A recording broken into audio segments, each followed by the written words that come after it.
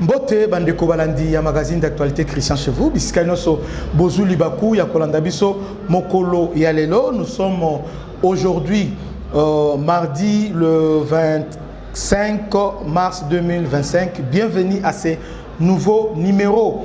La cité stratégique ya Katana Oizali à quelques kilomètres et aéroport ya Kavumu est passé sur le contrôle ya Wazalendo ce matin. Donc après des combats intenses entre les Wazalendo et le M23, la cité stratégique ya Katana est passée sous le contrôle ya Wazalendo. Bravo Banamai, Boussali Moussala Kitoko, P Boussali Moussala ya bien. Le Wazalendo progresse maintenant vers Kavumu. Donc il y a bataille Penza Makassi, donc affrontement et ça vraiment Makassi. Alors analyse nanga na situation na ezanini.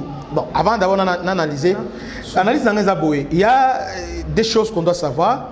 Un, nous sommes pendant ce les bon, bien très bien Oyo décrétaki par FRDC. D'ailleurs, on passait d'abord par M23 et aussi FRDC emboîté le pas. Hier, le M23 s'est renforcé dans le niveau il y a Walikali. Donc, ils se sont renforcés. Il y a deux rotations. Il y a Vol et Kitiwana s'est renforcé. On ne sait pas par quel miracle avion ils ont continué au Kitaguna parce que drone et Salaki Moussala Makas. Alors, on ne comprend pas les avions. Ils ont continué au Kita. Mais l'avion, le gouvernement, les avions M23.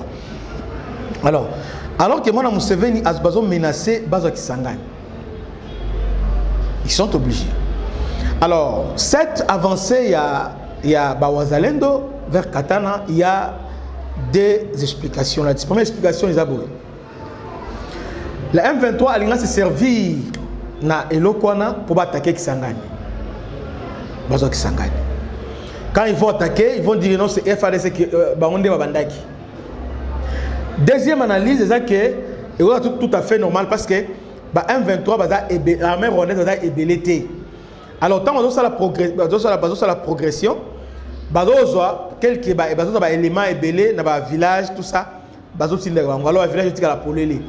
Alors tactique, il y a déborder au côté du village, c'est une très bonne chose.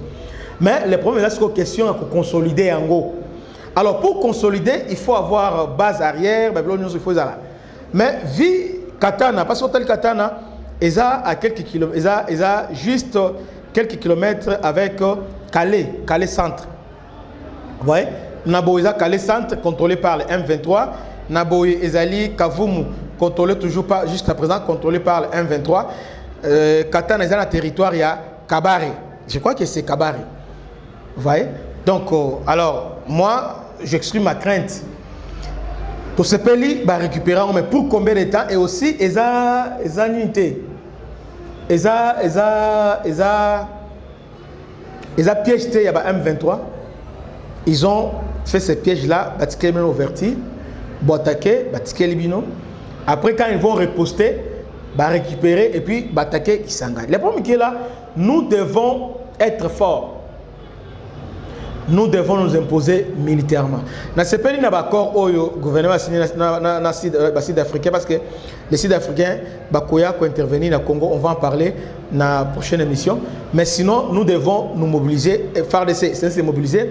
Le gouvernement est se mobiliser pour protéger la ville Yakisangani. Parce que toutes ces manœuvres, moi je crois que tout ce pays là, mais elles ont la tête courte, joie. Que tout ce pays après. Et comme il va profiter de attaquer là, moi expérience, je suis dans un reportage de ma guerre. Donc je crois que je ne suis pas pressé vraiment. Il y a la Makassi. Mais ce qui est vrai, totalité à Katana est entre les mains. Il y a Wazalendo. Que Dieu vous bénisse. C'était votre humble serviteur, le bishop Christian Lao. À la prochaine. Ciao.